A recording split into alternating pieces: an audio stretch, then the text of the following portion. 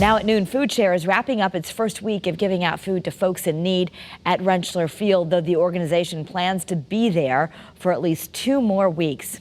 We go live now to Channel 3 Eyewitness News reporter Mike Savino, who I know, Mike, they've been lining up at Rentschler Field, sometimes waiting for hours in East Hartford. What's it like right now?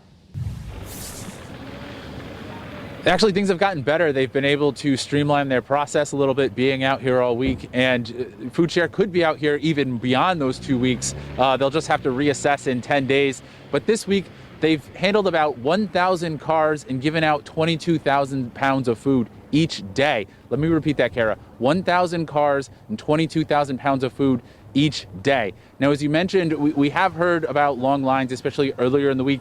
People coming out as early as 6 or 6:30, even though distribution doesn't start till around 8:30. So that's actually why they moved the operation here to Rentschler Field this week.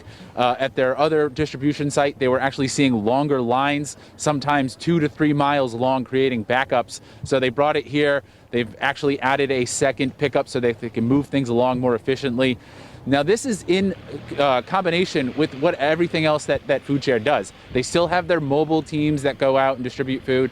They're still working with about 280 partners to get food out into the communities. But with record unemployment, they're saying that a lot of the people who are coming to this distribution site don't really know where to get food from. They're facing food insecurity for the first time. They're confused, they're scared. And so this distribution operation helps give them a location that they know to come to, which is why you're seeing such long lines. Take a listen. I lost count of how many people come through crying, so thankful of what we're doing for them.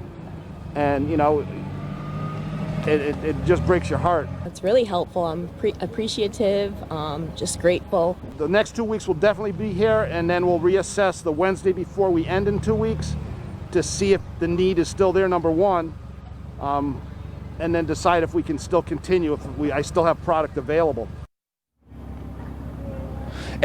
And there you just heard from Foodshare about what they're going to need to see in 2 weeks about whether or not they're going to continue. But one of the issues for Foodshare, they've actually had to buy a lot of the food that they've been giving out this week.